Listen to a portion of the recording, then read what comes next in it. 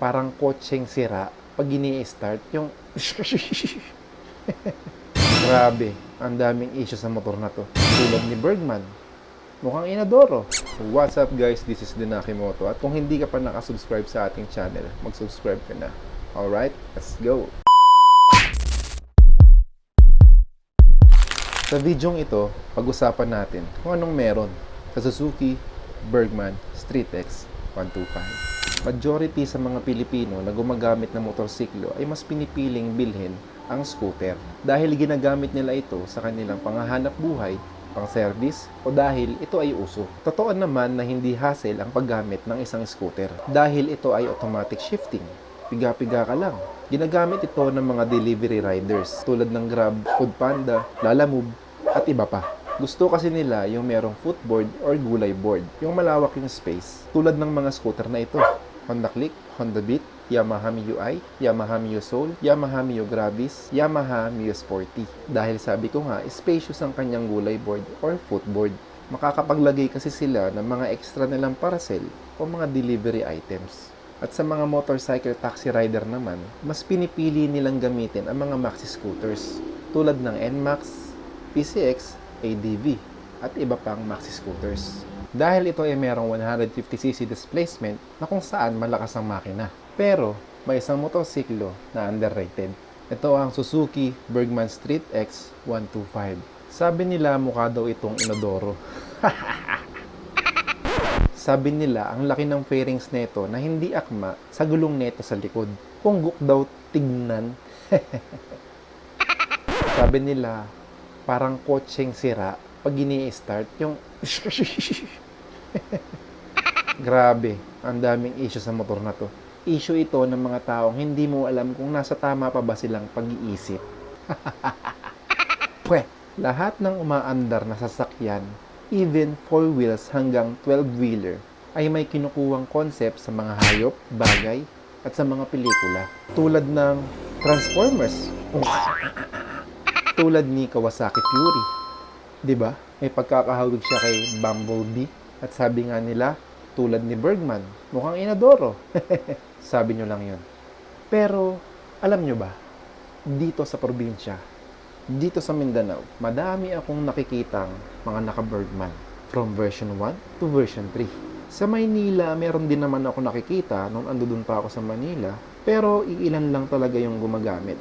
Pero dito sa probinsya ng Mindanao, madami ang gumagamit ng Suzuki Bergman StreetX 125. Alam mo kung bakit? Kasi nga sobrang spacious ng kanyang footboard or gulay board. Karamihan kasi ng tao dito ay may hanap buhay tulad ng pagsasaka, pangungupra, at iba pang mga bagay, yung mga bagay na sobrang laki na kailangan ng space pa dito sa may pagitan ng mga paa. Once na napuno yung likuran nila at sa may magkabilang gilid or yung kanilang saddle bag na DIY na minsan ay kahoy, ay yung iba na extra nilang dinadala ay nilalagay nila sa footboard. Diba? Saan ka pa? Dito, kahit branded yung motor, ginagamit dito yan panghanap buhay. Diba? Para saan pa ba yung mga ganyang concept ng motor? Tulad ng Bergman na sobrang laki ng kanyang footboard or gulay board. Meron kasi yung purpose, diba? Kaya nga meron yung hook sa may harap, saka doon sa may ilalim ng upuan, diba? Kasi nga, meron yung purpose. Bakit nga ba tinawag na Suzuki Bergman StreetX 125 itong motorsiklo na ito? Ang ibig sabihin ng X sa StreetX ay Executive Class Variant.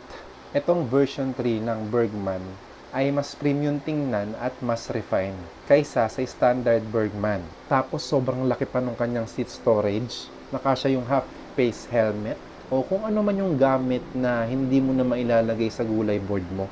Meron din siyang mga side pocket. Meron din siyang side pocket na merong cover. At nasa loob nun ay merong USB charging port na merong LED light.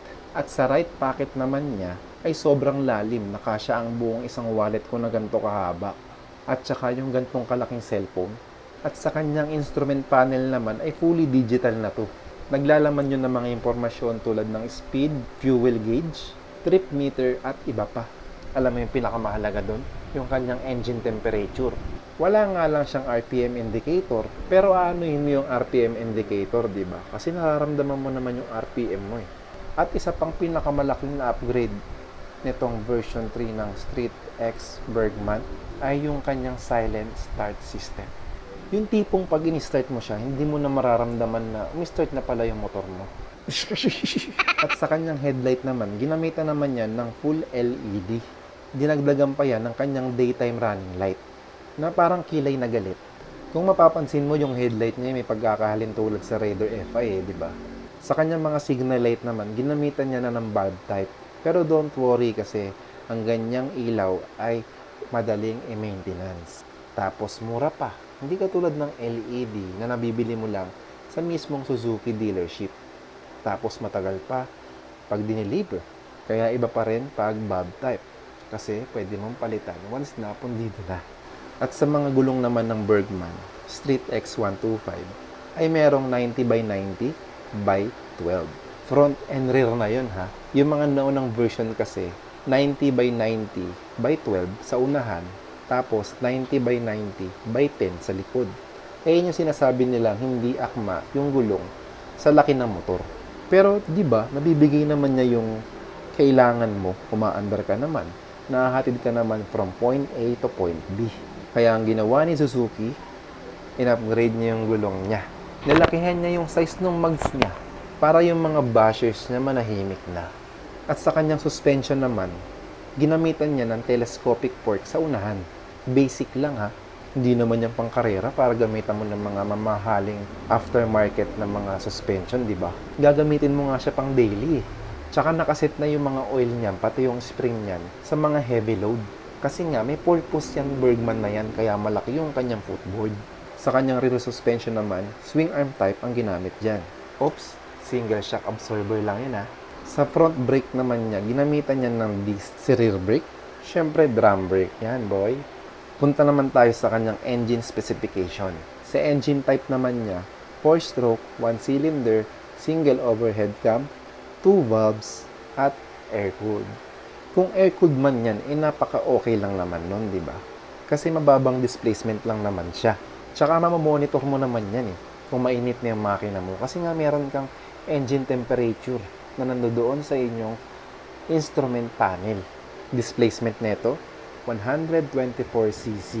Pero kinukonsider na siyang 125. Ang fuel system naman niya, syempre, fuel injected. Transmission, syempre, scooter, CVT transmission yan. Sa kanya max power naman ay meron tong 6.4 or 8.4 horsepower at 6,500 to 7,000 RPM. Max torque 10 Nm at 5,000 RPM. At ito po yung kinagandahan dito. Dahil sa kanyang starting system, meron siyang push start, electrical start, at saka meron din siyang kick start. Which is hindi na siya available sa mga motor na scooter. Pero si Bergman, meron pa din. Ang fuel tank capacity naman niya, meron siyang 5.5 liters. Which is super very good na. Kasi nag-average siya ng 52 km per liter. Ang wheelbase naman niya ay 1,290 mm. Seat height, 780 mm. Ground clearance, 160 mm. Ang curb weight naman niya ay 112 kg. Alam nyo ba, ang height ko, 5'10 and a half. Almost 6 flat na rin. Kaya okay na okay siya sa akin. Kahit na size 12 lang yung mga gulong niya, ay mataas na rin talaga tignan. Hindi na ako parang nakasakay sa bisikleta. O, di ba? Kaya kung magbabalak kang kumuha ng Bergman, tapos halos same lang tayo ng height, tingin ko, ikaw na bahala. Ako, para sa akin na naman to. Kaya Bergman yung kinuha ko instead NMAX ADV PCX. Kailangan ko kasi ng spacious na footboard. Di ba? Kumbaga praktikalan lang talaga. Tsaka para sa akin, hindi ko na siya kailangang setup Kasi alam mo yun, premium kasi siya tignan. Yun yung concept ng motor. Premium looks. Kaya yun sa akin, may bike, may rules. So nandito lang ako para magbigay ng mga ibang detalye, impormasyon kung naghahanap ka ng maxi scooter o scooter na sa swak o pasok sa lifestyle mo. Basta ganun. Kaya ka dito sa video na to kasi alam kong naghahanap ka ng scooter at tinitignan mo kung ano ba meron sa Bergman. Ako, lahat ng sinabi ko dito, opinion ko lang yun. At alam ko, meron din akong same opinion. Lalo na sa mga nagmamayari ng Street X Bergman. Diba? Basta kanya-kanya tayong opinion. Kaya ako, nagbibigay lang ako sa iyo ng detalye. So ayun, kung nagustuhan mo itong video na ito, pa-subscribe naman, nagbigay ka ng isang like. O kung gusto mo rin i-share sa mga kaibigan mo, i-share mo na din, di ba? Kaya kung gusto mo pa ng mga ganitong video sa mga susunod or future videos natin, comment ka dyan ng continue. So ayun, maraming salamat sa panonood. See you next vlog.